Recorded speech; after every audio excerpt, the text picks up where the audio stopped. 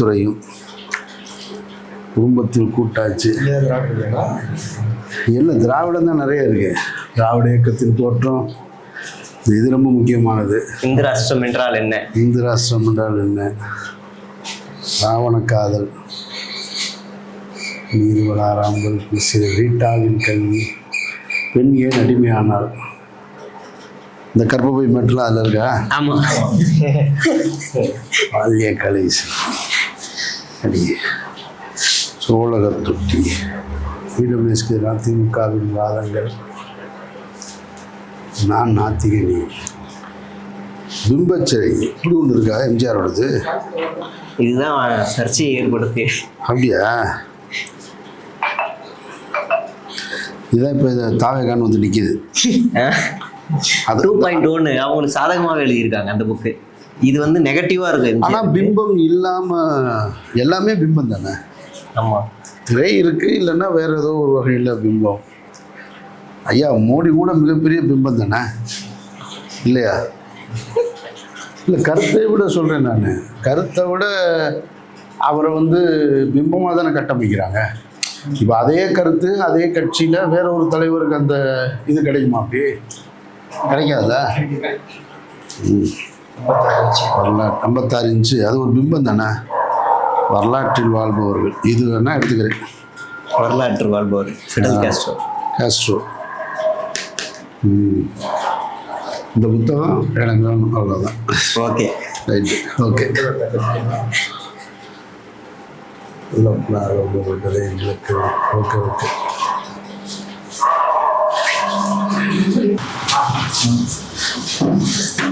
எடுத்த உடனே வெட்டுறது சரியா இருக்குமா தெரியல எனக்கு. பிளவு, ஒரு இனிமையான பிளவு. இனிமையான பிளவா? இதுதான் எங்களோட சேனல் பொலிட்டிக்கல் எக்ஸ்போ புதிய பயணம். இவங்களெல்லாம் நீங்க பார்த்துருப்பீங்க. இருந்தாலும் என் தம்பி பாரதி வீட்டையும் பார்த்துருப்பீங்க.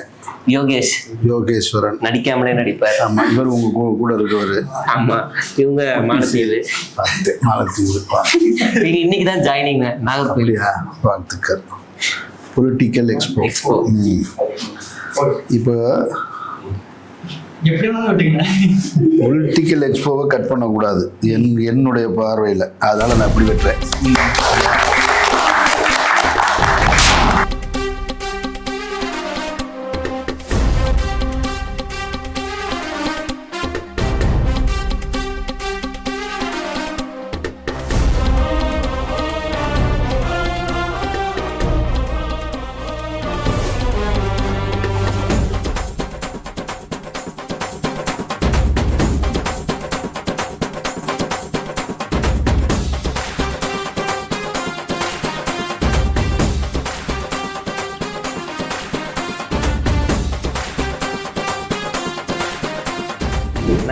எங்களுடைய சேனலை திறந்து வைக்க எங்களை அழைப்பை ஏற்று வந்ததுக்கு ரொம்ப ரொம்ப நன்றி. ஒரு சின்ன சர்ப்ரைஸு. அதுக்கு முன்னாடி நாங்கள் ஒரு தகவல் கேள்விப்பட்டோம். சினிமாவுக்கு வர்றதுக்கு முன்னாடி மதுரையில் நீங்கள் ஒரு ராஜனாவே இருந்தீங்கன்னு கேள்விப்பட்டேன். உண்மையா? கேமராவை ஆன் பண்ணிட்டு இப்போ நான் ஆமான்னு சொல்லணுமா இல்லைன்னு சொல்லணுமா? சுற்றுனா அமீர்னு ஒருத்தர் மதுரையில் 80s இருந்தாருன்னா அவர் கூட ஒரு 4 பேர் கெத்தாக சுற்றிக்கிட்டு இருப்பாங்க அப்படின்னு உங்கள் கூடவே பயணம் பண்ண ஒரு நபர் வந்து எங்களுக்கு வாக்குமூலம் கொடுத்துருக்காரு.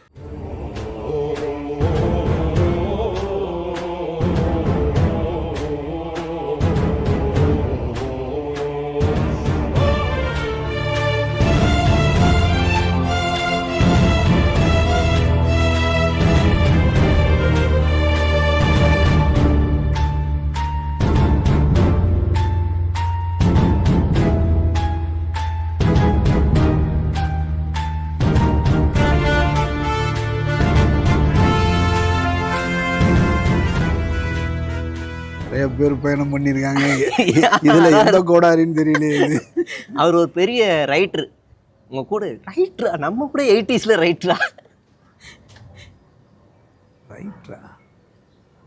நீங்க வந்து அப்ப பயங்கரமான ராஜன். உமாபதி இல்ல அவர் இல்ல. அவர்னா நான் ஓப்பனா சொல்லியிருப்பேனே. சரி, அவரை ரிவீல் பண்றவா? அண்ணா வாங்கண்ணே. ரைட்டரா? அங்க வேற புக்கோட வராரு. ஆஃபீஸ் ரெண்டு கொடுக்கணும்னு நினைச்சேன். அதனால் இங்கே சேவை வந்து நீ தான் என் பேரை காலி பண்ணிட்டு இருக்கிறதா? மகாராஜா எப்போ எழுதுன நீ இந்த புத்தகத்தை மூலம் அதை சொல்லு. 2017 ஸ்டார்ட் பண்ணி. பரவாயில்ல, சிறப்பு. ஒரு சிறுகதை தொகுப்பு மெட்ராஸ் யூனிவர்சிட்டியில் இது பண்ணி இதை வெளியிட்டாச்சா? இது வெளியிட்டாச்சு. இப்போ இந்த புக் ஃபேருக்கு தனியாக ஒரு இது வைக்கலான்னு வச்சுருக்கேன். அப்போ நம்ம எல்லோரும். Super super. நான் இனிமேல் உன்னை ரைட்டர்னே கூப்பிட்றேன். எனக்கு வந்து என்னுடைய நண்பனுடைய ராஜான்னு சொல்லிட்டு லாரி செட்டு வந்து டைரக்டர் வீட்டு பக்கத்தில் தான், அந்த கீழமார்ட்டி வீதியில். அப்போ அவனை பார்க்க போயில் எல்லாமே பழக்கமானது. ப்ளஸ் எங்கள் பெரியம்மா மைங்க எல்லாருமே அண்ணன் டைரக்டருடைய அண்ணனுக்கு ரொம்ப க்ளோஸு. எல்லாருமே குடும்ப நண்பர்கள் தான். எப்பயுமே நாங்கள் அந்த ஒரு நல்லது கெட்டது எல்லாத்துக்குமே வந்து போய்கிட்டு அந்த மாதிரி தான் இருப்போம்.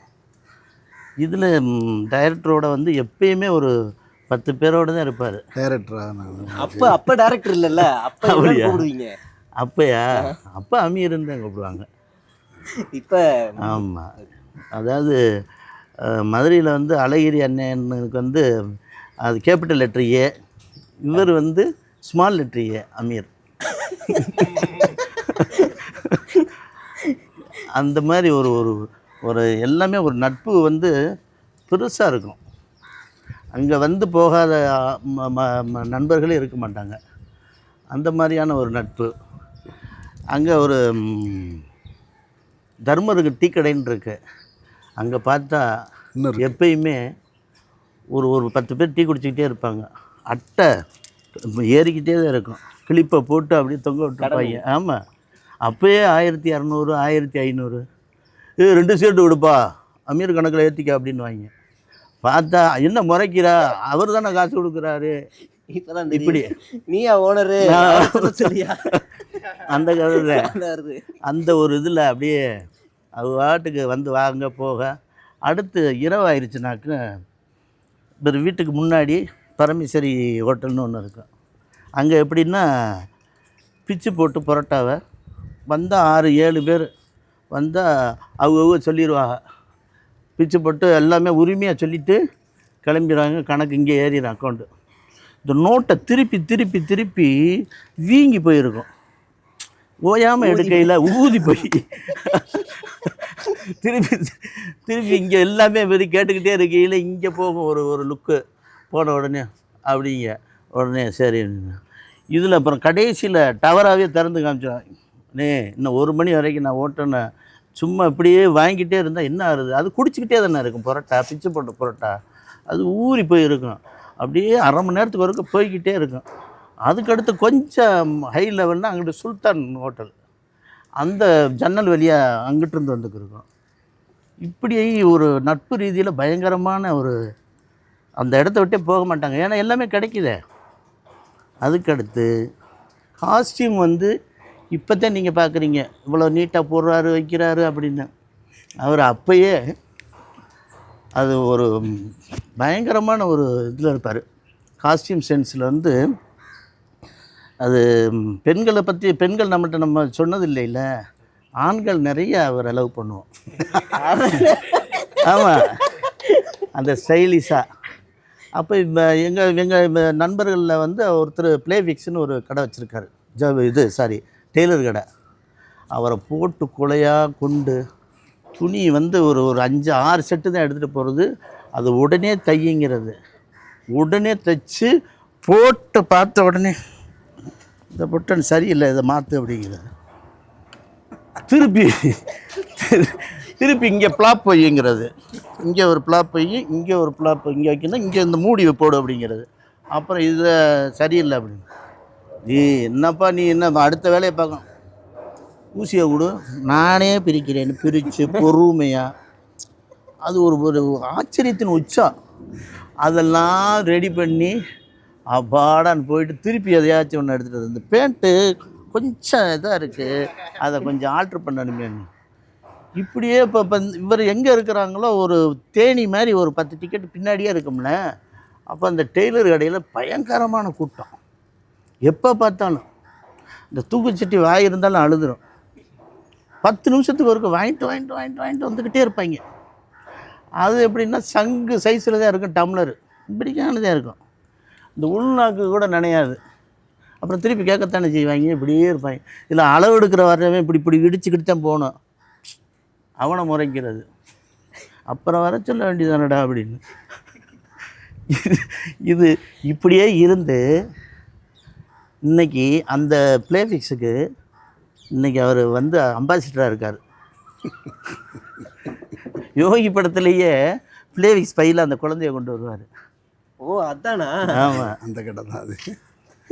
இன்றைக்கி 4-5 கடை வச்சுருக்காங்க, ஷாப் வச்சுருக்காங்க, டெக்ஸ்டைலோடு இது வச்சுருக்காங்க. இப்படி அவ்வளவு துன்பத்தை கொடுத்தாலும் கடைசியில் இன்றைக்கும் அவங்களோட அப்படியே பயணிச்சுக்கிட்டு, அது ஒரு பெரிய ஒரு ஆச்சரியம். அடுத்து வந்து மதுரை சம்பவம் டிசம்பர் 6. என்ன இப்போச்சு, நாங்கள் ஒரு 5-6 நாள் அவர் நண்பர் தான் யுரேகா, அவர் கூட வந்து இறங்கியாச்சு. காக்கா தோப்புன்னா ஒரு நோட்டட் பிளேஸு, அங்கே வந்து ஃபைட் சீக்வன்ஸி எடுக்கணும். அனல் அரசு மாஸ்டர் சரின்ட்டு மாடியில் வச்சு எடுத்துக்கிறதுக்கும் யாரோ ஒரு படம் வைக்கிற பொம்பளை போனை போட்டுருச்சு. எப்போயே இங்கிட்டு ஒருத்தங்க அருவாலை எடுத்துகிட்டு இங்கிட்டு ஓடிக்கி இருக்காங்கன்னு. அது ரொம்ப ஒரு டிசம்பர் 6. என்னடா பண்ணுறது அப்படின்னா இப்போ அள்ளிட்டு போயிட்டாங்க. அப்புறம் அவருக்கு ஃபோன் அடித்து இந்த மாதிரி இப்படி ஆகிப்போச்சு, என்ன செய்கிறது என்னன்னு கேட்டோடனே, சரி ரைட் அப்படியா அப்படின்னு சொல்லிவிட்டு உடனே பேட்டைக்கு, அவங்க வீட்டு முன்னாடி பெரிய ஏரியா, ஒரு 4-5 ஏக்கர் வரும், அவ்வளோ பெரிய சுற்றளவு. சரி நம்ம பேட்டைக்குள்ளே வந்து எடுக்கிறதுனா மாஸ்டர் உடனே வர சொல்லுங்கள், பாருங்கள் ஓகேன்னா சொல்லுங்கள், நான் எல்லா விதத்துலேயும் நான் உங்களுக்கு ரெடி பண்ணி கொடுத்துட்றேன் அப்படின்ட்டு. மாஸ்டர் என்ன சொல்கிறாரு, எனக்கு இன்றைக்கி பண்ணலைனாக்க நான் பாம்பே போய் ஆகணும், எனக்கு ஷூட் இருக்குது, எனக்கு நான் இன்றைக்கி முடிச்ச கொடுத்தா இல்லாட்டினா போஸ்ட்போன் பண்ணிடுங்க அப்படின்ட்டாங்க. பதட்டமாயி கடைசியில் வந்து, அன்னைக்கு நீங்கள் செஞ்சு கொடுத்தது மிக்க நன்றி. இல்லை அது ஒரு காலத்தில் செய்கிற உதவியில், அப்படி அந்த நேரத்தில் வந்து கரெக்டான ஒரு நேரத்தில் பணம் விரயமாகாமல், யார் கால் ஷீட்டு இதாகாமல் மிஸ் ஆகாமல் அதை கரெக்டாக அப்படியே கொண்டு வந்து அதை சேர்த்து இது பண்ணார். இப்படி சொல்லிக்கிட்டே போகலாம். ராம் படம் ஷூட்டிங் அங்கே கொடைக்கானல் நடந்துக்கிருக்கு. நாங்கள் நண்பர்கள் எல்லோரும் போயாச்சு. அப்போ செமெண்ட்ரியில் அங்கே இது நடந்துக்கிருக்கு ஷூட்டிங்கு, இவர் நம்ம ஜீவா வச்சு. அப்போ தான் பொழுதடையே அப்படியே போகிறோம். ஆனால் பார்த்தாரு, சரி ரைட்டு நின்று பேக்கப்ன்ட்டு ஜெமினி பங்களாவில் தான் டைரக்டருக்கு இது ரூமு. சரின்ட்டு நேராக போயாச்சு. போய் எல்லாமே அசம்பிள் ஆகிட்டு பழைய கதைகள் எல்லாத்தையுமே அப்படியே பேசிக்கிட்டே இருக்கோம். பேசிக்கிட்டே இருந்தால் மணி 7-8 ஆகி போச்சு. அப்படியே அப்படின்னா அன்றைக்கி நோன்பு டைம் வேறு, அதையும் மீறி எதையுமே அதை இது பண்ணிக்கிறாமல் எங்களோட ஃபுல்லாக பேசிக்கிட்டு சிரிச்சுக்கிட்டு பழசில் எல்லாத்தையும் பேசிக்கிட்டு அப்படியே இது பண்ணிக்கிட்டாப்புல. டைரக்டர் சசிகுமாரும் ராம்கி கேமராமேனும் உள்ளே வர்றாங்க. என்னையா அப்படிங்கிறாரு. உடனே இந்த செட்டு வந்து மலையில் நனைஞ்சு ஒரு பக்கம் இறங்கிருச்சுனே அப்படி. வேறு எதுவுமே பேசலை. ஒரு 2 நிமிஷம் அப்படியே அமைதியாக இருந்துட்டு, சரி நாளைக்கு கேன்சல் பண்ண சொல்லிடு அப்படின்ட்டார். சரிண்ணே அப்படின்ட்டு அப்படியே இது பண்ணிட்டு முடிஞ்சு. அப்புறம் நைட்டு 12-1 மணி வரைக்கும் பேசிட்டு பிரியாணி தயிர் சாதம் எல்லாம் வந்துச்சு. பிரியாணி தயிர்? ஆமாம், அப்படியே அப்போ 5 ஸ்டார் ஹோட்டலு லெவலில் இருந்துச்சு. நல்லா சாப்பிட்டுட்டு சரி 2 நிமிஷம் அவங்களோட பேசிட்டு வரேன்ட்டு போகிறதுக்குள்ளேயும் இவர் பெட்டில் போய் நான் படுத்துட்டேன். மற்ற டிக்கெட்டு பூரா அங்கிட்ட படுத்துருச்சு. எனக்கு தெரியாது. பார்த்தா கடைசியில் ஒரு 2-3 மணி போல் எனக்கு முழிப்பு வந்துருச்சு. பார்க்குறேன், என்னை ஒட்டி ஒரு சாய்ச்சி கையை வெறும் கையை வச்சு இப்படி படுத்துருக்காரு. எனக்கு என்னமோ மாதிரி ஆகிப்போச்சு. திருப்பி நம்ம தலைவணியை கொடுத்தா உசிப்பிடும். இங்கே வேறு 8 மணிக்கு இந்த மாதிரியான ஒரு இது இருக்குது அப்படின்ட்டு எனக்கு தூக்கமே வரலை. ரொம்ப ஒரு மாதிரி மன உளைச்சல் ஆகிப்போச்சு. அப்போ எனக்கு இந்த இது தெரியலை. இப்போ வர இந்த இன்டர்வியூவில் அந்த ராம் படத்தில் உள்ள கஷ்டத்தை சொல்லையில் ரொம்ப கஷ்டமாக இருந்துச்சு. ஆக அந்த நேரத்துலேயும் நம்மள்ட்ட எந்த விதத்துலேயுமே ஒன்றுமே நம்ம இது பண்ணாமல் நம்ம வாட்டுக்கு இருந்துட்டோமே, ஜாலியாக இருந்துட்டோமே அப்படின்னு. இப்போ அதுக்கு நான் சாரி கேட்டுக்கிறேன். முதல்ல வந்து நன்றி, இப்போ வந்து சாரி. ஆமாம். 3வது சீசன் என்ன கேட்க போகிறோம் நீ அதை சொல்லு. நீங்க வந்து அப்புறம் அந்த ராஜன் கதைக்கு வாங்க. அந்த மதுரைனாலே ஒரு தோரணை, ஒரு அதெல்லாம் வேறு சாப்டர். அதெல்லாம் தொட்டோம்னாக்க அப்ப ஏதோ இருக்கு. அது நிறையா இருக்குது. அதெல்லாம் சொல்ல முடியுமா? நீங்க சொல்லுங்க. இல்லை அதான் சொல்ல முடியாது. ஏதோ இருக்கு. இல்லை எதுவும் இருக்குது, நிறையா இருக்குது. அன்பின் இப்போ மதுரையோட இதுக்கு இப்போ இளங்கோ வந்தார் இல்லையா, அவருடைய சேனலுக்கு அப்பமும் 4 நண்பர்கள் எல்லாரையும் சந்திச்சு அவங்களும் இதே தான். ஏதாவது சொல்லுங்கண்ணா, அழகரை பார்த்து கேட்டாங்க, ஏதாவது சொல்லுங்க. நான் அழகர் நான் சொல்லுவேன், நீங்கள் டெலிகாஸ்ட் பண்ண முடியாது, எதுவுமே டெலிகாஸ்ட் பண்ண முடியாது. பரவாயில்லையா நீங்கள்? ஆமாம். இல்லை பரவாயில்ல சொல்லுங்க, ஒரு 2 சொன்னாப்புல இல்லைன்னா போதும். அது எக்ஸ்ட்ரீமாக இருக்கும். அப்போ வந்து செல்வமுருகனை வந்து எனக்கு இன்றைக்கி ஆச்சரியம். செல்வமுருகனை இந்த இடத்துல நான் இப்படி பார்ப்பேன்னு. செல்வமுருகனை அதுவும் ஒரு நான் உண்மையிலே நான் டக்குன்னு கூட அப்படி கேட்டிருக்கக்கூடாதுன்னு இருந்தது. நீ ரைட்டரா? நான் கேட்டதில் லாஜிக் இருக்குது. நான் செல்வமுருகன் இவ்வளோ சிறப்பாக ஒரு புத்தகத்தை எழுதியிருக்காங்க. வாழ்த்துக்கள். செல்வமுருகனுடைய பெரியம்மா பசங்க அண்ணங்க 2 பேர் இருக்காங்க. அவங்க மானாமல்லங்க. அவங்க வந்து எனக்கும் நெருக்கம், என்னை விட என்னுடைய அண்ணனுக்கு ரொம்ப நெருக்கம். ஆமாம். செல்வமுருகன் யார் கூட அதிகம் இருப்பான்னா, ராஜா இப்போ சொன்னார்ல, அவன் இறந்துட்டான். அப்போது இன்னொரு ராஜா, அப்போ அவன் என் கூட இப்போ என் கூட ஒர்க் பண்ணிகிட்டு இருக்க ராஜா. இந்த 2 ராஜா கூட தான் அதிகமாக இருக்குது. ஒரு கூட்டத்தில் ஒரு சிரிப்பு சத்தம் கேட்டுச்சுன்னா அது செல்வமுருகன் சிரிப்பு சத்தம் தான். அப்படி ஒரு சத்தம் வச்சுருக்கோம். எல்லாருக்கும் ரொம்ப நெருக்கமான ஆள். இவங்க எல்லாருமே ராஜா, செல்வமுருகன், அந்த ராஜா எல்லாருமே என்னை விட 1 வயசு 2 வயசு மேக்ஸிமம், அவ்வளோதான் டிஃப்ரென்ஸ் இருக்கும். ஆனால் அண்ணன்ற அன்போட அந்த உரிமையோட அண்ணன் தான். அது மதுரைக்கே உண்டானது. நானும் அப்படி தான் என்ன மூத்தவங்களை அண்ணன் கூப்பிட்றது. என் வயதை ஒத்தவர்களே நான் அண்ணன் தான் கூப்பிட்ருக்கேன். காரணம் எங்கள் அண்ணனோட படிச்சிருப்பாங்க. என்னோட ஏஜ், ஆனால் எங்கள் அண்ணனோட படிச்சிருப்பாங்க. இப்போ எங்கள் அண்ணன் வந்து லா பண்ணும்போது அவங்க டைரெக்டாக +2 லா காலேஜ் வந்தாங்க. அந்த இதில் வருது. சரி சரி. அதனால் அப்படி வரும்போது ஆனால் அண்ணன் தான். அன்றைக்கி நான் அண்ணன் தான், இன்றைக்கி அண்ணன் தான். அதிலேருந்து மாறுறதே இல்லை. அது அந்த மண்ணோட இது. அது அப்படி தான். இதில் வந்து யார் இப்போ செல்வமுருகன் வீடு எங்கே இருக்குது, அந்த ராஜா வீடு எங்கே இருக்குது, அவன் இப்போ அந்த ராஜா தெரியும் பக்கத்தில், அவன் என் வீட்டுக்கு பக்கத்தில் இறந்து போயிட்டான் தக்காத்திற்குள்ளே. இந்த ராஜா கலைநகரில் எங்கே இருக்கான், அவன் அதெல்லாம் தெரியாது. எல்லாருக்கும் என் வீடு தெரியும், இருக்கிற இடம் தான். நான் சொன்ன மாதிரி மொத்தமாக இங்கே அசம்பிள் ஆகிடும். மதுரையோட மையப்பகுதி யானைக்கிழங்கு, அங்கே அசம்பிள் ஆகிடும். அதில் நீங்கள் சொல்வது போல் என்னுடைய வாழ்க்கை அனுபவத்தில் எனக்குன்னு லிமிட்டட் ஃப்ரெண்ட்ஸ் கிடையாது, அன்லிமிட்டெட் ஃப்ரெண்ட்ஸ். அது இந்த ஏரியாவில் ஒரு ஃப்ரெண்ட்ஸ், அப்படி school, college, area, local friends, வேறு ஒருத்தர் மூலமாக இன்னொருத்தர், ஒருத்தர் மூலமாக இன்னொருத்தர்னு. அப்போ என்ன மாதிரிலன்னா 52 53 வார்டு இருந்ததாக எனக்கு நினைவு. அப்போது சரியான ஞாபகம் இல்லை. அத்தனை வார்டுக்குள்ளேயும் நண்பர்கள் இருப்பாங்க. அதில் கேட்டகிரிலாம் கிடையாது.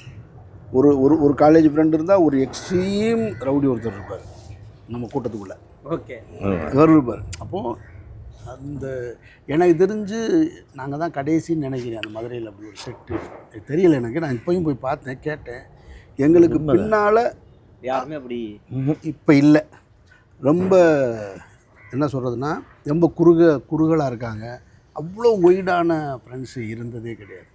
அதில் நாங்கள் ஒரு கேங் இங்கே இருந்தோம்னா இன்னொரு ஏரியாவில், இப்போ கரிமேடில் ஒரு இந்த பக்கம் ஜெயந்திபுரத்தில், அந்த பக்கம் இப்படி சுப்பிரமணியபுரம், இப்படி எந்த பக்கம் போனாலும் இந்த கேங்கு அந்த கேங்கில் பழகியிருக்கோம். அப்படியே பழகி எங்கே போனோம். இப்போ உள்ள செல்ஃபோனு கிடையாது.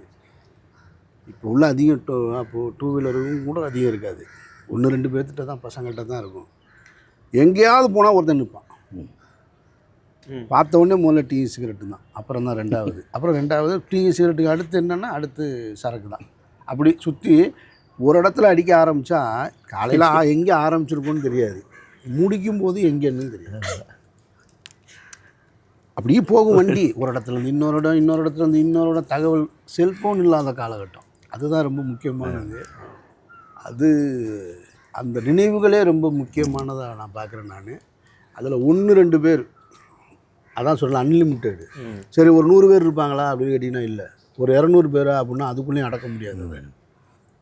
அதை அடக்கவே முடியாது. ஒன்று தொட்டுன்னு எல்லாரோடையும். அதில் ரொம்ப முக்கியமானது கிட்டத்தட்ட ஒரு 40 வருஷத்துக்கு மேலே ஆயிடுச்சு. 40 வருடமாக அந்த நட்பு தொடரு. கூடிக்கிட்டே ரொம்ப முக்கியம். யாரும் எங்கேயும் விலகி போகலை. எவ்வளோ பெரிய அரசியல் வந்தோம், இவ்வளோ பெரிய மத அரசியல் உள்ளே வந்தோம், வேறு அரசியல் வந்தோம், வேறு நிலைப்பாடுகளில் இருந்தாலும் அந்த நட்புக்குள்ளே விரிசல் வரவே இல்லை. நான் அதனால தான் சொல்லுவேன், இந்த மண்ணுக்குள்ளே நீ திடீர்னு வந்து தீபம் ஏற்றுறேன்ற, நீ இங்கே வந்து 2 பேரும் சண்டைக்கு கூப்பிடுற, நீ இதை பார்த்ததில்லை, நினைக்கவே இல்லை. நாங்கள்லாம் நீ தீபம் ஏற்றணும்னு சொல்லிகிட்டு இருக்க தெரியுமா? அந்த இடத்துல போய் விளையாண்டுட்டு வந்தவங்க நாங்கள். இங்கே இந்த மேடை இந்த அரங்கம் பாருங்களேன், செல்வ முருகன் அமீர். ஆமாம், இந்த நட்பு. அந்த இப்போ ரீசெண்டான இன்டர்வியூவில், இளங்கோவனோட இன்டர்வியூவில் பசங்க சொல்லியிருக்காங்க, அந்த மலைக்கு நாங்கள் அமீரோட பல முறை போயிருக்கோம். உங்களுக்கு அந்த மலை எந்த பக்கம் இருக்குன்னு கூட தெரியாது. கீழே இருந்து படி ஏறுனா காசி விஸ்வநாதர் கோயில் வலது கை பக்கமா இடது கை பக்கமானா எவனுக்கு சொல்ல தெரியாது. இப்போ போராடினவனுக்கு எனக்கு தெரியும் அது எங்கே இருக்குன்னு. அப்போ மேலே இருக்கிற தர்கா எல்லாமே என்னோட இருந்ததுனால, என்னுடைய குடும்பம் அங்கே போகிறதுனால, என்னுடைய ஃப்ரெண்ட்ஸ் யாரும் இங்கே வராமல் இருந்ததே கிடையாது. அந்த மலைக்கு எல்லாரும் போயிருக்கோம். இப்போ திடீர்னு வந்து ஒருத்தர் மயில்கல்ல பிடிச்சிக்கிட்டீங்க, நான் தீபம் ஏற்றுறேன். சரி ஏற்றிக்க போ, அதனால சரி நல்லா ஏற்றிக்க, ஒன்றும் பிரச்சனை இல்லை, யாருக்கும் எந்த பிரச்சனையும் கிடையாது. அங்கே இருக்கிற மக்கள் அதை பற்றி கவலைப்பட போகிறது. அது மாதிரி தான் மதுரை மக்கள் வந்து இந்த நட்புக்கும் இந்த உறவுக்கும் ரொம்ப முக்கியத்துவம் கொடுக்குறவங்க. அதாவது அங்கே மத அரசியல் வராது அப்படின்னு ஆணித்தரமாக நான் சொன்னால் கூட, இந்த மத அரசியலை முன்னெடுத்து ஒரு போராட்டம் நடந்ததே எனக்கெல்லாம் வேதனையாக இருக்குது, வருத்தமாக இருக்குது. ஆனால் இந்த திருப்பரங்குன்றமா நீங்கள் பார்த்து நீ இன்றைக்கி போராடிட்டு இருக்க அதே திருப்பரங்குன்றத்துக்கு நாங்கள் வேறு வேலைக்கெல்லாம் போயிருக்கோம். அந்த மலைக்கு பக்கத்தில். எனக்கு ஆச்சரியமாக இருக்குது, அந்த இடத்துல இப்படி ஒரு குரலா, ஒரு சின்ன வருத்தம் இருக்குது. அப்போ அதை உடைக்கிற வேலையை அந்த மக்கள் செய்வாங்க. அதனால தான் வழக்கறிஞர் வாஞ்சிநாதன் ஏற்பாடு செய்திருந்த கூட்டத்துக்கு கூட நான் மதுரைக்கு போயிருந்தேன். நான் அண்ணன் திருமாவளவன்லாம் போயிருந்தப்போ கூட, இந்த மண் நீங்கள் பார்க்குறது மாதிரி கிடையாது, மற்ற ஊர் மாதிரி கிடையாது. இது கோயம்புத்தூர்னால் அதுக்குள்ளே ஒரு அரசியல் இருக்கும், சென்னைனா அதுக்குள்ளே ஒன்று இருக்கும். மதுரைக்குள்ளே நட்பு தான் அரசியல், உறவு தான் அரசியல். ரெண்டோட இப்போ செல்வமுருகனுக்கு எங்கள் அண்ணன்னா அண்ணன், எனக்கு அண்ணன்னா அவருக்கு அண்ணன், அவங்க அப்பான்னா எனக்கு அப்பான்னா அப்பா. அவர் செல்வமுருகன் தங்கச்சின்னா தங்கச்சி தான், என்னம்மா தங்கச்சி தான், அம்மானா அம்மா, வீட்டுக்கு போனால் என்னம்மா என்ன. இதை தாண்டின எதுவுமே இல்லை. இதை நான் வேறு எங்கேயும் பார்த்ததும் இல்லை. அதனால் நீங்கள் ரொம்ப அந்த 80க்கு பின்னால் இருக்கிற அந்த வயலண்ட் ஏரியாவுக்குள்ளே போகாதீங்க, அதுக்கிட்ட வந்துடுங்க. நீங்கள் 40 வருஷமாக அங்கே இருக்கீங்க. நான் வந்து நீங்கள் இந்த பருத்தி வீரனில் ஒரு டீ கடை காமிச்சிருப்பீங்களே, கஞ்சா கருப்பு, அது ஒத்த கடை தான். ஒத்த கடை. அந்த ஒத்த கடையில் நான் போய், ஒத்த கடையில் எங்கள் மாமா வீடு இருக்குது. தினமும் காலையில் கூப்பிட்டு போய் எனக்கு அங்கே பணியாரம் வாங்கி கொடுப்பேன். இந்த கடை தெரியுதா, என்ன கடை, இங்கே தான்டா பருத்தி வீரன் எடுத்தாங்க. ஆனால் எனக்கு எப்பயாவது போயிட்டு வந்தால் கூட மதுரையில் யாராவது ஸ்லாங்கு கேட்டால் கூட அப்படியே அவங்க வாயை பார்ப்பேன். எனக்கு அவ்வளோ பிடிக்கும். எனக்கு அந்த அளவுக்கு ஒரு ஈர்ப்பு இருக்குது. நீங்கள் 40 வருஷம் வாழ்ந்துருக்கீங்க, எப்படி அதை அப்படியே விட்டுட்டு சென்னைக்கு வந்து? இல்லை, நான் அப்படியே விட்டுட்டு வரல. அதாவது ஒரு பழமொழி இருக்குது, மதுரையை சுற்றின கழுதையும் வெளியே போகாதுன்னு சொல்லுவாங்க. நான் பலமுறை சொல்லியிருக்கேன், அந்த கழுதையில் நானும் ஒரு கழுதை தான். ஏன்னா 87 மதுரையை விட்டுட்டு வரணும்னு இங்கே சொல்லும்போது நான் வரமாட்டேன்ட்டேன். அதனால தான் நான் வராமல் டாக்டர் பாலா மட்டும் இங்கே கொண்டு வந்து விட்டுட்டு நான் போயிட்டேன். 2 பேரும் தான் வந்தோம் நாங்கள் ஒன்றா 87. நமக்கு மதுரையை விட்டுட்டுலாம் ஒரு வாழ்க்கை, அது ஒரு வாழ்க்கையாப்பான்ட்டு. இங்கேருந்து தீபாவளிக்கு ட்ரெயினில் போனோம், ஞாபகம் இருக்கா மதுரைக்கு? அது மாதிரி, அதாவது தீபாவளின்னா நான் மதுரையிலேருந்து பார்த்த தீபாவளி சென்னையில் இன்னும் பார்க்கல. இங்கே முத நாள் 11 மணிக்கு போனால் ஸ்வீட்டு கடையை அடைச்சிடாங்க, பட்டாசு கடை இருக்க மாட்டேங்குது, சீரியல் லைட்டு போட்டு. அங்கே தீபாவளின்னா முதல் நாள் இரவு தான் தீபாவளி. தீபாவளி அன்னைக்கு இல்லை தீபாவளி. ஆமாம், நானும் அப்படி தான் கொண்டாடி இருக்கேன். எனக்கு ஞாபகம் இருந்தால் நானும் அப்படி தான் கொண்டாடி. இப்போவும் அப்படி தான் இருக்குது. இப்போவும் நானும் ஒரு 4-5 வருஷத்துக்கு முன்னாடி நானும் என்னுடைய மனைவியும் இந்த கொரோனாக்கெலாம் முன்னாடி கர்ச்சிப்பை கட்டிட்டு அப்படியே அந்த கீழமாசி வீதி, சித்திரக்கார தெரு ஃபுல்லாக சுற்றி அதை என்ஜாய் பண்ணேன் நான், அந்த பழைய தீபாவளியை. இங்கே வந்து இருந்தாலும் தீபாவளினா ஓடிடுவோம். அப்படி நான் சென்னையே எனக்கு அடாப்ட் ஆகாமல் இருந்தது 87லேருந்து வரும்போது. அப்புறம் ஒரு 10 வருஷம் 97க்கு பின்னால் தான் இங்கே வந்தேன் நான். சரி போயிடுவோம், இதுக்கு மேலே இங்கேயே இருந்தோம்னு சொன்னால் நிறைய சிக்கல்கள் உண்டாகிட்டே இருந்துச்சு மதுரைக்குள்ளே. ஏதாவது ஒரு வழக்கு வழக்கு மேலே வழக்கு மாற்றி மாற்றி மாற்றி. அப்போ 97 காலகட்டத்தில்னா முதல்ல இந்த வழக்குலேருந்து அடுத்த வேறு ஒரு பரிணாமத்துக்கான வழக்குகள் மாற ஆரம்பிச்சிருச்சு. ஐயா இங்கே இருந்தோம்னா இது நம்மளை முடிச்சு விட்டுருவாங்கன்ட்டு தான் உறுதியாக வேணான்ட்டு இங்கே வந்துட்டோம். இங்கே வந்ததுக்கு பின்னாலேயும் அங்கே தான் இருந்தோம். என்னுடைய மனைவி, என்னுடைய குழந்தைகள் வளர்ந்தது எல்லாமே அங்கே தான். போயிட்டு வருவேன். சென்னை மேலே எனக்கு அப்போ நான் பல நேர்காணலில் சொல்லியிருக்கேன், உங்களுக்கு பிடிச்ச ஊர் அப்படின்னா உலகத்துலேயே எனக்கு பிடிச்ச ஊர் மதுரை தான். அதை தாண்டி ஏன்னா ஒவ்வொரு தெருவும் தெரியும், ஆட்களும் தெரியும். இப்போ நான் ஸ்கூலில் நான் படித்த ஸ்கூலுக்கு பக்கத்தில் இருக்கிற கோயில் ட்ரஸ்டி இப்போ பார்த்துட்டு வந்தேன் போய். அவர் தான் அந்த இடத்துலையே கீழே மாரட்டு வீதின்னு சொல்லி அந்த இடத்துல அந்த வீடு கிட்டத்தட்ட 100 வருஷமாக இருக்காங்க அவங்க. அவரோட மனைவி, அவருடைய மக, பேத்தி எல்லாரையும் பார்த்து வந்தேன் நான். இப்போ நான் படித்த ஸ்கூலுக்கு எதுக்கு நான் அங்கே படிக்கும்போது ஆப்போசிட்டில் இருந்த தேங்காய் கடையில் வேலை பார்த்தவர், அந்த என் வீட்டு பக்கத்தில் இருக்க ட்ரை சைக்கிள் ஓட்டுறவர், லோடு மேனு எல்லாரையும் பார்த்து வந்தேன் இப்போ போய் இந்த பொங்கலுக்கு. ஸோ அதனால் எனக்கு அந்த ஊர் மைண்டை விட்டு கனவு வந்தால் மதுரை தான் வரும். நீங்கள் ஒன்றும் தவிர்க்கவே முடியாது, அவ்வளவு அது மூளைக்குள்ளே இருக்காது. எப்போ சென்னை மேலே அதிகமான ஈர்ப்பு வந்ததுன்னா எனக்கு தெரிஞ்சு 2005 நினைக்கிறேன். நான் அம்மா வந்து கம்மாயை திறந்து விட்டாங்கல்ல. ஆமாம், இரவில் 5 மதுரையில் வெளில வந்துச்சு. இங்கே சென்னையில் சென்னையில் கம்மாயை ஆமாம் 5 15 15 ஆமாம். அப்போது எல்லோரும் இந்த ஊரை விட்டு வேக வேகமாக காலி பண்ணி போனாங்க. இவங்க தான் ஒன்றா சென்னை அழிகிறதுன்னு சொல்லிடுவாங்கல்ல செய்தியல்ல. அப்போ எனக்கு ஒரு பயங்கர இது. இப்போ முழுங்க காரில் பயணிக்கும்போது கொரோனாவில் ஓடினவனை பார்த்தேன் நான். கூட்டமாக ஏதோ யுக முடிவு நாள் வந்த மாதிரியே கிளம்பி போனாங்க. இந்த 2015 கம்மா திறந்து விட்ட போய் இதே தான் நடந்துச்சு. அப்போ எனக்கு ஒரு இது, அது எப்படி இந்த ஊரை வந்து ஒரு பணம் ஈட்டுற ஒரு ஊராக பார்க்க முடியும். ஆனால் எல்லாருக்குமே பிறந்த ஊர், சொந்த ஊர், அந்த ஊர் மேலே அவ்வளோ அன்பு இருக்குன்னா அப்போ சென்னை அது உன்னுடைய தாய் ஊருன்னா அப்போ இது யார் அப்படின்ற ஒரு மிகப்பெரிய கேள்வி இருந்தது. செத்தால் இங்கேயே சாவம்டான்னு எங்கள் சொந்தக்காரங்க எல்லோரும் போயிட்டாங்க. நான் என் ஃபேமிலி யாருமே போல இங்கே தான் இருப்போம். வீட்டு வாசலெல்லாம் இவ்வளோ தண்ணி இருந்துச்சு டீனர்லேயே. இந்த ராமாபுரத்துலலாம் 2 மடங்கு இந்த ஏரியா ஃபுல்லாக, இந்த ஏரியா ஃபுல்லாக முங்கிருச்சு. ஆமாம், என்னானாலும் பரவாயில்ல. எங்கள் ஊரில் எல்லோரும் சொல்கிறாங்க வரமாட்டேன், சென்னை விட்டு இனிமேல் வரமாட்டேன். அது எப்படி எனக்கு வந்து தாய் ஊரோ அதுபோல் இது என்னைய தத்தெடுத்த ஊர். அது என்னை தத்தெடுத்துக்கிடுச்சு. அதனால் இந்த ஊர் வந்து ஒதுக்கிறது இல்லைன்னு முடிவு பண்ணேன். அப்போ இருந்து மதுரை எப்படி என் மைண்டுக்குள்ளே இருக்கோ அதுபோல் சென்னையும் வந்து சேர்ந்துக்கிடுச்சு. ரெட்டை குழல் துப்பாக்கி மாதிரி இருக்கும். வட சென்னையில் ரசித்து நடிச்சிருப்பீங்க. அதனால தான் ரொம்ப பிடிச்சிருக்கு. இப்போ எதுனாலுமே சென்னையில் தான் இருக்கிறது. விசேஷங்களுக்கு இந்த மாதிரி பொங்கல் லீவுக்கு அதுக்கு மட்டும் மதுரைக்கு போயிட்டு வருது. அதனால் 2 ஊரும் எனக்கு வந்து ரொம்ப நெருக்கமாகிடுச்சு. ஆனால் நீங்கள் தான் கேட்குறதா கேளுங்க, நம்ம அடுத்து நான் செஷன் போயிடுறேன். இல்லை, அதாவது என்னென்னா நிறைய உதவிகள் செஞ்சுக்கிருக்காரு, அது யாருக்கு தெரியாது. ஆமாம், ஏதாவது நினைவுகள் இருந்தால் நீங்கள் சொல்லுங்கள். அப்படி இவரை வந்து ராஜன்றீங்கல்ல, இது ஒரு காமெடி இருக்குது. தாசுன்னு ஒரு செருப்பு கடை தாசுன்னு, அவர் தான் இவருக்கு வந்து வலது இடது ஃப்ரண்ட்டு பேக்கு எல்லாமே அவர் தான். தெலுங்கு படம்னா உசுறு. பாலையாவா? தெலுங்கு, ஆமாம், எந்த படம்னாலும் சரி டேய் அப்படின்ன உடனே அவங்க கிளியராக வந்து நிற்பா, என்ன அமீர் அப்படின்னு. உடனே இது கோரிப்பாளையத்தில் போய் பார்க்க சொல்கிறது, போஸ்டர் போய் பார்த்து வாங்குறது, அல்லது பஸ் ஸ்டாண்டுக்கு ஆள் அனுப்பிச்சி விட்றது. பார்த்துட்டு அந்த உடனே அது என்ன படமா, கிளம்பு வண்டி எடு மீர், அது தெலுங்கு படம் மீர் இருந்தா என்ன, அவன் என்ன தப்பு செய்கிறான்னு பார்க்கணும்டா அதான் அப்படின்னு. சரி இறக்கி விட்டு வந்துடு, நம்மளால் உட்கார முடியாது, வாடா நீ அங்கே வந்து தூங்கு, போயில் உசுப்பி உன்னை கூட்டி போகிறேன். இப்படியே என்ன சொன்னாலும் கடைசியில் வண்டி எடுத்துருவாப்புல. அந்த டிக்கெட்டு.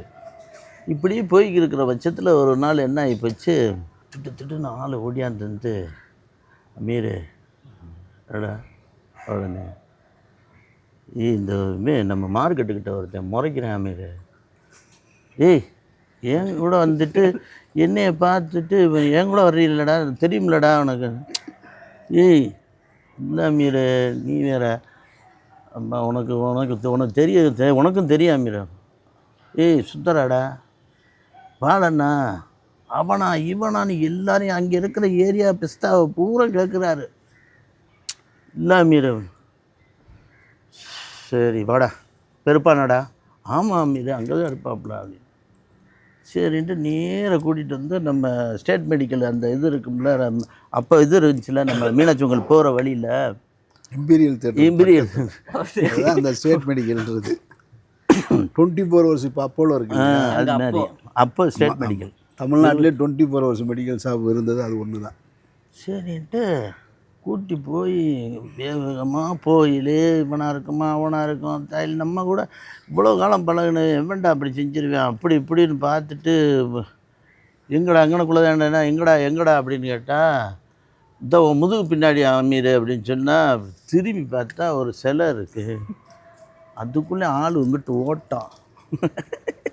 இப்படி குளவழி ஆகி மறுநாள் வந்து பெரிய பிரச்சனையாகி, அது ஒரு காமெடி பீஸு. ஆனால் அருமையான ஒரு நண்பன். உண்மையான சொல்லி ஏமாற்றி கூட்டு இப்போ இவங்களை பல்ஸ் பார்த்துருக்காக வருவாரா? இவராக்கும் அவராக்கும் அப்படின்ட்டு அப்போ அந்த மாதிரி. அப்போ ஃபோனு காலம் எதுவும் கிடையாதுல்ல. 6 மணினா கிளியர் அங்கே பேட்டையில் எல்லோரும் அங்கே அசம்பிள் ஆகிறாங்க. அதே மாதிரி விடிய காலம் 4 மணி 5 மணி தான் எல்லோரும் கிளம்பணும். அது இங்கே வந்தாச்சுன்னா அதுதான் அங்கே சட்டம், போகவே முடியாது. ஒத்த காலம் அந்த செவத்தில் எடுத்து வச்சுட்டாருனாக்கா அதோட முடிஞ்சு, கொக்கு நின்ற மாதிரி இப்படி கையை கட்டி அப்படி நின்றா முடிஞ்சு. அதோடு ஆமாம், பரோட்டா வருது, சீரட் வந்துடும், டீ வந்துடும். அப்புறம் அந்த 10 மணிக்கு மேலே அவனுக்கு அந்த ஏரியா ஃபுல்லாக இதாகிடும், மார்க்கெட் ஆகிடும்ல, ஜேன்னு ஆயிரும்ல. இவங்க அப்படியே போயிட்டே இருக்கும். பல கதைகள். ரஜினியும் கமலையும் திட்டி தீர்த்து. யார் அங்கே இவர் கமல் ரசிகர், இன்னொருத்தர் வருவார் சேக்குன்னு ஒருத்தர். சண்டை அந்த இடமே சேக்காயிரும். வாழு படம் வந்துச்சுல, ஊற்றிக்கிருச்சுல, இங்கிட்டு காலையில் பார்த்தா 2 பேரும் மூஞ்சிலே முழிக்க மாட்டாங்கன்னு நினச்சிக்கிருப்போம். காலையில் கிளியராக வந்து நிற்கிறது சிம்மக்கல் பஸ் ஸ்டாப்பில். என்னையா அப்படி விட்டுட்டு அந்த இதே இல்லாமல், அந்த வடுவே இல்லாமல் அப்படியே வந்து நின்றுட்டு. அது ஒரு பெரிய பொற்காலம். அதெல்லாம் நினச்சி கூட பார்க்க முடியாது. அதை ஒரு சினிமாட்டிக்காக கொண்டும் வர முடியாது. அது ஒரு யதார்த்தமான ஒரு அன்பு, எக்ஸ்ட்ரீம். சூப்பர். ஆனால் நீங்கள் நினைவு உங்களுக்கு ஞாபகங்கள்லாம் ஸ்ட்ரைக் ஆச்சா? இல்லை, இன்னும் நான் இப்போ தான் இப்போ கடந்த வாரம் தான் ஃபுல்லாக அந்த ஒரு ரவுண்ட் அடிச்சுட்டு வந்தேன். நான் எப்பயுமே அதை மறக்கிறதில்ல, நண்பர்களே மறக்கிறதில்ல. அவர் செல்வமுருகன் சொன்ன தாஸு வந்து அவன் என்னை விட 2-3 வயசு சின்னவன். அவனுக்கு பேரே குழந்தை. நல்லா வெள்ளேன்னு ஆளு சேட்டு மாதிரி இருப்பான். அவன் ஒரு வித்தியாசமான கேரக்டர். அவன் ஒரு புது கருத்து சொல்லுவான், புது பார்வை பார்ப்பான் எல்லாத்தையும். ஆக்சுவலாக இப்போ அவனுக்கு உடம்பு சரியில்லை, ரொம்ப பேரலைஸ் வந்து ரொம்ப சிக்காயிருக்கான்.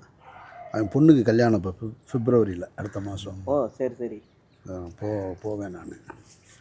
சரிங்க. அது ஒரு நட்புங்கிறது வந்து இது இன்னும் நம்ம இப்படி தொடர்ந்து நம்ம இருக்கோம், எல்லாரையும் போய் பார்க்குறோம், வைக்கிறோம், பேசுகிறோங்கிறதே வந்து ஒரு எந்த விதத்துலேயும் அது வந்து துண்டிக்காமல் போகுதுங்கிறது ஒரு காட் கிரேஸ், பெரிய விஷயம். ஆமாம்மா, அது இறைவனுக்கு நன்றி சொல்லணும். எந்த ஒரு இதுவும் இல்லாமல் நம்ம இன்னும் போய்கிட்டே ட்ராவல் ஆகிக்கிட்டே இருக்கோம். இப்போ நீயே வந்து 2018 ஒன்று இது ஒன்று இன்னும் டச்சிலேயே இருக்க சார். செல்வமுருகன் சினிமாவுக்கு வந்ததெல்லாம் எனக்கு தெரியாது. தெரியும், இப்போ தான் தெரியும். 2000 ரொம்ப லேட்டாக தான் தெரியும். இப்போ கேட்டேன், என்ன சினிமாவுக்கு வந்துருக்கீங்க, ஒன்றும் புரியலை. அவன் ராஜா என் கூட வந்துட்டான், மௌனம் பேசியதுலேருந்து இருக்கான் அவன். ராஜான்னா யாருன்னா அந்த வருத்தப்படாத வாலிபர் சங்கமா, அதில் கட்டியிருப்பேன், கட்டை ஊற்றுறான், உன்னை கட்டவே இல்லையடா இன்னும். அவன் தான் இப்போ என் கூட தான் இருக்கான் ஃபுல்லாக. இப்போ ப்ரொடக்ஷன் சைடு பார்த்துக்கிருக்கா, இப்போ நடிக்கவும் செய்கிறான். செல்வமுருகன் வந்தது தெரியாது. செல்வமுருகன் வந்ததுக்கு பின்னாடி நான் வந்து கொஞ்சம் ஆதிபவன் முடிச்சதுக்கப்புறம் தான் வந்தீங்கன்னு நினைக்கிறேன். கரெக்டாக? அதனால என் படத்தில் இல்லைன்னா நடிச்சிருக்க வேண்டிய ஆள். ராஜா நடிச்சிருக்கான். ராஜா அதே போல் ரொம்ப இன்ட்ரெஸ்டிங்கான ஒரு கேரக்டர். அது இன்னும் வராமல் போயிடுச்சு. வந்திருந்தா ராஜா வேறு ஒரு லெவலுக்கு வந்திருப்பான். ராஜாவும் செல்வமுருகனும் இங்கே 2 பேரும் உட்காந்துருந்தாங்கன்னா அந்த இடத்துல நான் தான் பெரிய ஆளுன்னு நினச்சவனும் இங்கே வரவே முடியாது. அவன் வர்றவனை அவன் சொல்லுவான், இல்லை பேசிக்கிட்டு இருக்கும்போதே அப்படியே ட்ரௌசர் அவுத்து விட்ருவாங்க, அந்த வேலை செய்வாங்க. அது மாதிரி அவன் ஒரு சிரிப்பு வச்சுருப்பான் ராஜாவும். அது கேட்கும், அங்கே கேட்கும், இங்கே திருத்தன்னா அந்த திண்ணவரத்துக்கிட்ட கேட்கும். நானும் கேட்டிருக்கேன். அவர் கல்யாணத்துக்கு ஜஸ்டிஸ் இதில் கேட்குறாருல கல்யாணம், வெளியில் அடித்து விசில் அடித்து மாப்பிள்ளை வெளியில் வந்துட்டார். என்னடா வேணும் உங்களுக்கு அப்படின்னு சீரியஸாக வீட்டில் போய் உட்காந்து கல்யாண மண்டபத்துக்குள்ளே போய் வீன்னு கத்திக்கிட்டே இருந்தேன். காளிமல்ல அடித்த மாதிரி. யார் அடிக்கிறான்னு கரெக்டாக தெரியும். வெளியில் வந்துட்டார். என்னதான் வேணும் உங்களுக்கு அப்படின்னு. என்ன வேணும் அப்படின்ட்டாங்க. சாயந்தரம் வாங்கடா. அந்த அளவுக்கு போட்டு பாடாப்படுத்துறது. பருத்தி வீரனை பற்றி எல்லாரும் சொல்லியிருப்பீங்க. நான் வந்து என்னென்னா ஒரு நண்பர்களோட ஒரு 6-7 வட்டம் அந்த படத்தை பார்த்துட்டு வீடு வந்து மதுரை திருநூரில் ஒரு 3 மணிக்கு போகிறேன் வீட்டுக்கு. போனால் சந்தோஷத்தின் உச்சமாக இருக்குது. என்னன்னு தெரியலை, அப்படின்னு மிதக்கிறோம். எல்லாருக்குமே அந்த ஒரு பாதிப்பு இருக்குது. அது என்னென்னு சொல்ல தெரியலை. போய்கிட்டே இருக்கிறது. 10 ரூபா டிக்கெட்டை 100 ரூபாய்க்கு வாங்கி போகிறது, இங்கிட்டு போகிறது, அங்கிட்டு போகிறது. அந்த பேச்சு தான். இப்படி போய்க்கிருக்கீன்னு இப்படி வீட்லேயும் பார்த்துக்கிட்டே இருந்தாங்க. 3 வட்டம் போனேங்கிறேன், 4 வட்டம் இப்படி போய்கிட்டே இருக்கானே இவன். என்னதான் பிரச்சனை இந்த இப்படின்னு 3 மணிக்கு வர்றேன். இதான் கொஞ்சம் மயக்கத்தில் வந்தால் டக்குன்னு லைட் எரியுது. என்ன கதவை அப்படின்னு லைட் எரியுது. ஆள் தூங்கலை ஓட அப்படின்னு. சரி என்னடா செய்கிறதுன்னு பார்த்தா அப்படியே போகிற மாதிரி போயிட்டு இப்படி சட்டையை பெட்ட நான் கழட்டிட்டு இப்படின்னு பார்க்குறேன். ரிமோட்டு மிக்சர் மாதிரி அப்படி குமிஞ்சிருக்கு. நொறுக்கி வச்சுருக்காங்க கோவத்தில். அப்படியே மிக்சர் மாதிரி இப்படி கடக்கு அப்படியே தெரியாத மாதிரி. அதை பார்த்தோம்னாக்க பெரிய பிரச்சனை ஆயிருமேன்ட்டு அப்படின்னு திடீர்னு வந்தால் ஒரு சாமி வந்த மாதிரி அட்டி எனக்கு விழுகுது கும்முன்னு. 2 பேரும், அவனுக்கு 6 வயசு, அவனுக்கு 8 வயசு. 2 பேரும் எந்திரிச்சிட்டாங்க. அப்பா அடிக்காதீங்கம்மா, அப்பா அடிக்காதீங்கம்மான்னு. சரி விடு நான் இறுக்கி பிடிச்சி அப்படின்ட்டு கத்தி அழுகிறேன். பஸ்ட் அவுட் ஆகி அடக்குன்னு ஒரு ரூமுக்குள்ளே போய் கதவை பட்டிக்கிட்டேன். ஐயோ முடிஞ்சிடா அப்படின்னா போலீஸ் ஸ்டேஷன் இது ஓடிக்கிருக்கு எனக்கு. சரி அடுத்து நீ என்ன செஞ்சேன்னு வெளுன்னு வெளுக்க போகிறாங்க நம்மளை. போச்சு அந்த முடிவுக்கு போயிடுச்சு. இதில் இருந்து எப்படி தப்பிக்கிறது, இப்போ யார்கிட்ட சொல்கிறது, என்ன சொல்கிறது அப்படின்னு. இவங்க 2 பேரையும் உசுப்பி கதவை நீங்கள் தட்டுங்கடா அம்மா அம்மா அம்மாங்கிறாங்க. மணி 3 மணி. அவங்க தூங்கி அப்படியே எதுன்னா அதில் அப்படியே கதவுலேயே சாஞ்சு இப்போ சின்னவெல்லாம் தூங்கிட்டேன். பாவம் அவனுக்கு என்ன தெரியும், ஏப்பா அப்படிங்கிறான். இப்படி ஒரு இது போய் அப்படியே இதானிட்டு சரின்ட்டு இவங்க தூங்கினவனை தூக்கி இங்கிட்டு போட்டுட்டு இப்படி நானும் என்னென்னமோ சொல்கிறேன். இனிமேல் செய்ய மாட்டேன், இனிமேல் போக மாட்டேன், என்னென்னமோ சொன்ன மாதிரி எல்லாத்தையும் இது அதை கட்டுப்படுத்த முடியாது நம்மளை அந்த நேரத்தில். சரி அப்படின்ட்டு அப்படியே தட்டிட்டேன். ஒன்றுமே நோ ரெஸ்பான்ஸ். அப்புறம் திடீர்னு ஒரு அரை மணி நேரம் கழித்து கதவு திறக்கிற சத்தம் கடிச்சு பட்டாக்குன்னு. அப்போ நம்மளுக்கு நல்ல வேலை தப்பிச்சிட்டோம் அப்படின்னாம்மா. அப்படி ஒரு பெரிய ஒரு பாதிப்பு எனக்கு பருத்தி வீரனில் எனக்கு நடந்தது. அந்த படத்தை வந்து நார்வேலாம் போய் பார்க்குறேன். பார்த்துட்டு உங்களுக்கு ஃபோன் அடித்தேன். அதை எப்படி அதை டைஜஸ்ட் பண்ணவே முடியலை. அவ்வளோ எக்ஸைட்டிங்காக அந்த ஒரு சந்தோஷத்தின் உச்சமாக இருந்துச்சு. அது உண்மையிலே அது எங்களுக்கு அது அந்த நட்புக்கு கிடைச்ச ஒரு பெரிய ஒரு இதாக இருந்துச்சு. உங்களுக்கெல்லாம் இப்போ அது கண்டுபிடிக்க முடியாது. மதுரையில் இருக்கிறவங்க யார் எல்லாருக்கும் சினிமா பிடிக்கும். பட் அதோட பயணிக்கணுன்ற எண்ணம் யாருக்கிட்ட இருக்குன்னு தெரியாது. இப்போ தெரிஞ்சிருந்தால் இப்போ செல்வமுருகனுக்கெல்லாம் இருக்குன்னா நான் வரும்போது கூட்டிகிட்டு வந்திருப்பேன். நான் வரும்போதே தெரியாது. எனக்கு இருக்குன்னு பாதி பேருக்கு தெரியாது. சினிமா பற்றி பேசுவோம் எல்லாம் இருக்குது. அப்புறம் நான் வந்து எடுத்த படம் கொஞ்சம் டீசெண்டான படமாக மௌனம் பேசியது. ஃபஸ்ட்டு என்னுடைய நண்பர்கள் கேட்ட கேள்விலாம் அதுதான், உனக்கு அந்த படத்துக்கு சம்மந்தமே இல்லையா அப்படின்னு. இவ்வளோ டீசெண்டான ஒரு படம். அப்புறம் ரொம்ப லேட்டு ஸ்டேஜில் தான் தெரியும். எல்லாருமே பார்த்தா ஒரு ஆர்ட் ஃபார்முக்குள்ளே இவ்வளோ பேர் இருக்காங்க. யுரேகா வந்ததாக இருக்கட்டும், செல்வமுருகன் வந்ததாக இருக்கட்டும், அவன் ராஜா வந்ததாக இருக்கட்டும், சசி. அப்புறம் செல்வமுருகன் எங்கூட என்னையை பார்க்கலனாலும் அப்படி தூரமாக பார்த்துட்டாலும் எங்கூட மகேஷ்னு ஒரு நண்பர் இருக்கார். அவர் தான் என்னுடைய ப்ரொடக்ஷன்லாம் பார்த்துக்கிட்டாரு. அவரோட எப்பயுமே தொடர்பு இருக்கும். விசாரிச்சுக்கிட்டே இருப்பேன், என்ன யார் என்ன ஏதுன்னு. அவர் சொல்லிக்கிட்டே இருப்பார், செல்வமுருகன் கேட்டாப்புல செல்வமுருகன். சரி சரி சரி சரி. நான் மேக்சிமம் தொந்தரவு பண்ணக்கூடாதுன்னு நினைப்பேன். அது என்ன, இந்த மீடியா வந்து அந்த மாதிரியான ஒரு மீடியா. சரி, ஏதாச்சும் ஒரு இதுக்காண்டி நம்ம வந்திருக்கோமோ, நம்ம எதாச்சும் பார்க்கணும்னு ஆசைப்படுவோம். அது வேறு மாதிரி ஃபோக்கஸ் ஆகிடுச்சுன்னா போச்சு அப்படின்றதுனால நான் கொஞ்சம் அப்படியே கொஞ்சம் அது அந்த அந்த ஊருக்கான சுயமரியாதை. ஆமாம் ஆமாம். நம்ம அடுத்து மாணவர்கள் செஷன் போயிடுவோம். போகலாம் சரியாக இருக்கும்.